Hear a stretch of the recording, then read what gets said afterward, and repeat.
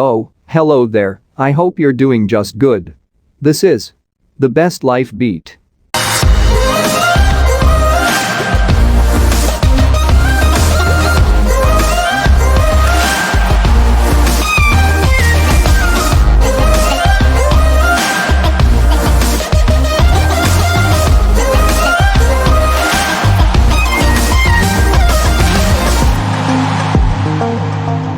Oh, hello again. So, a day in your life you have landed a well-paying job after you graduated in college. Then, you drove your motorcycle to the city and met your friend who dropped out in college. Wow, your friend now is living the life you can only afford to dream. So how was it possible? You found out that your friend have managed to open a small business which turned out to be very profitable. Fortunately, your friend now is very successful. Thanks to your friend, you now have the inspiration to open your own business too. But wait, where will be your business location? How does it cost to rent a space? What about the equipments? How much does it cost? Oh, is your business idea even worth it? Haha, you haven't even started yet. So let's check out the different ways you could fund or finance your business. Number 1 is through personal savings. Okay, we all know that building a business takes money. And most of the time, it could take tens of thousands of money to get things rolling. In any case, it is wise to start a micro business, especially if you are a startup with no prior experience. Here, you may consider tapping into your personal savings. Most businesses who started this way suggests to build up at least 6 months worth of savings.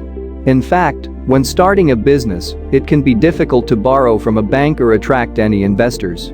It is likely that you will have to put up at least some of the money yourself. Using your own savings is the most cost-effective way to provide financing to your business, although it might not be enough to cover all the fundings you need.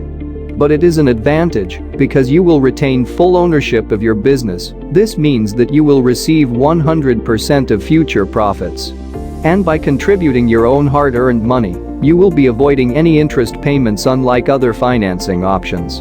Also, this will allow you to start your business as quick as possible, which will help you build the momentum. In this way, risks are somehow reduced.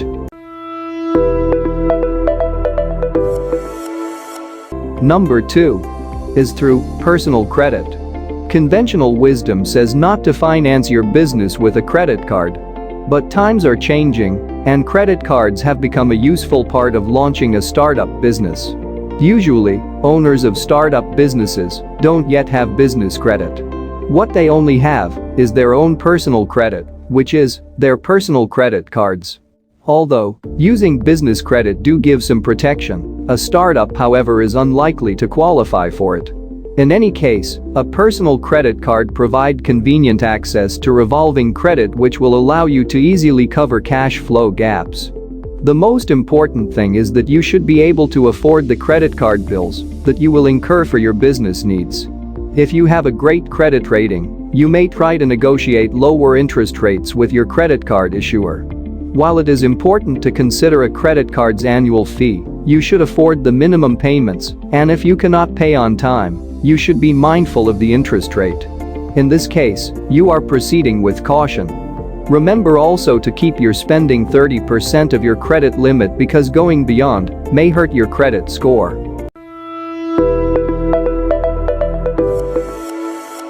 Number 3 is through family and friends. While banks and independent investors might not want to risk money on you, those who are close to you and believe in you might be willing to take a chance on your startup business.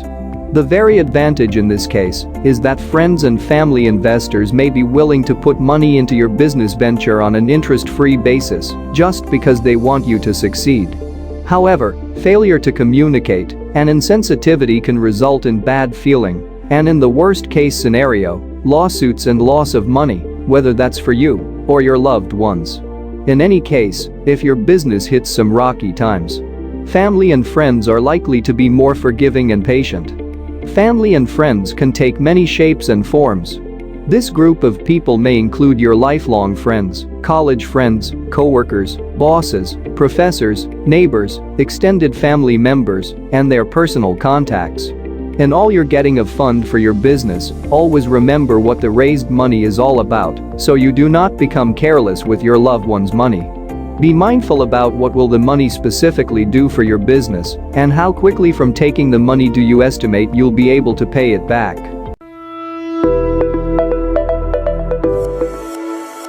Number 4 is through microloans.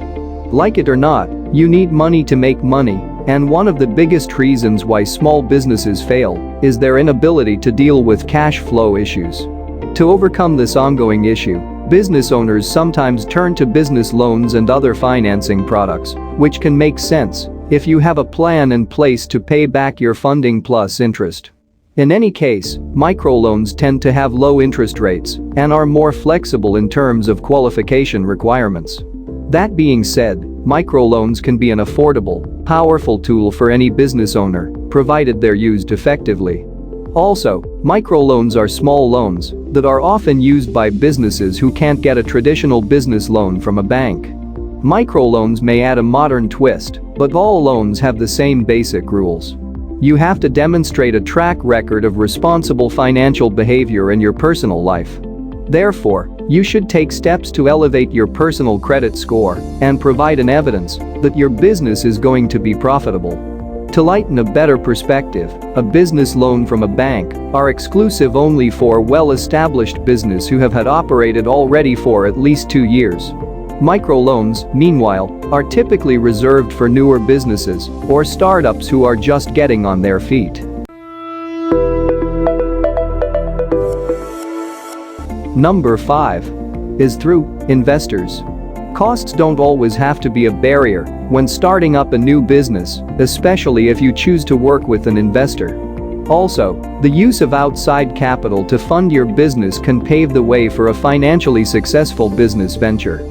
In working to make your dream a reality, if money isn't rolling yet, funding through an investor could also be a route for you. Your investor may be a person or a company, and there are factors to consider, such as the stage, the size, the industry of your business, the amount you are looking to raise, and the goals you have for your company, both short-term and long.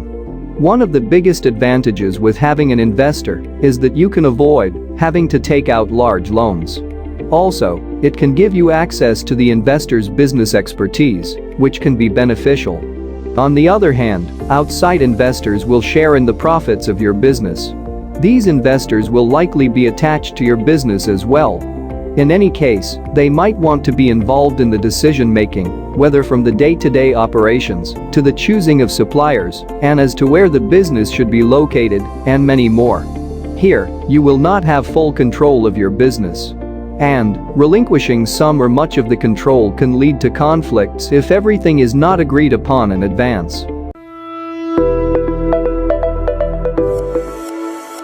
Number 6 is through crowdfunding. Of course, raising money for your business isn't that easy. And like any marketing or fundraising campaign, it requires a sound strategy and solid execution.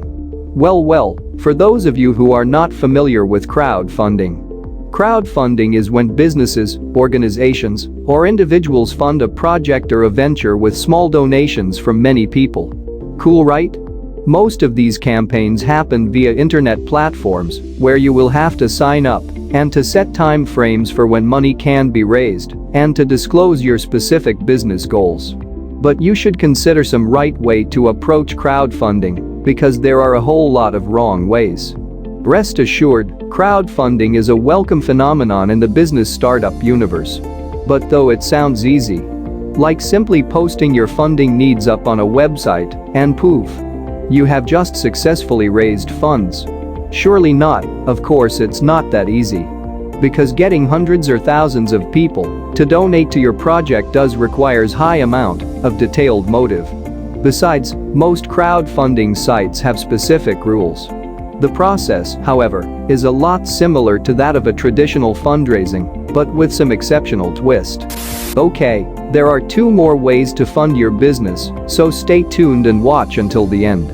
But before we continue, don't forget to hit subscribe and ring the notification bell. So, going back to the topic.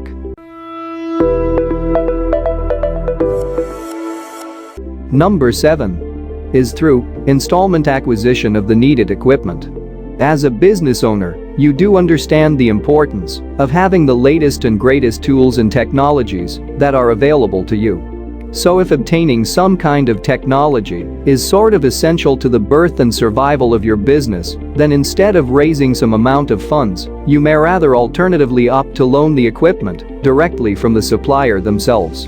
In this way, you can save more time and effort in terms of simpler and more negotiable requirements.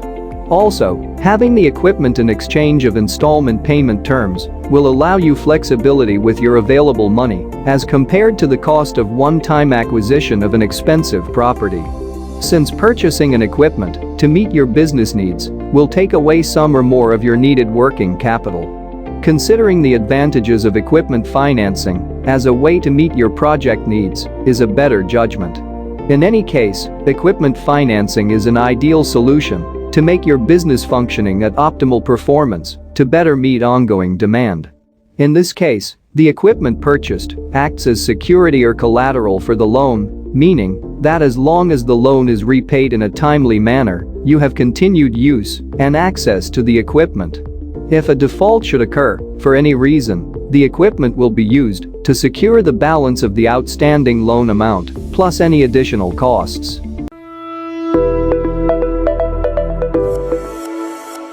Finally, number 8 is through lease of the needed equipment. Launching a startup business is no easy task, especially if that business requires special industry equipment that is not easily mimicked with software and a home computer.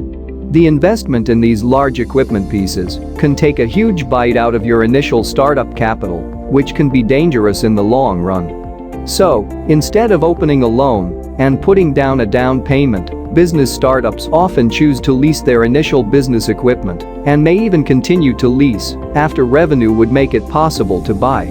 Actually, it is possible to lease almost anything for your business. In fact, equipment leasing can provide a lifeline for cash-strapped businesses in need of the tools of the trade. By way of lease, you are able to get the needed equipment without paying the cost up front.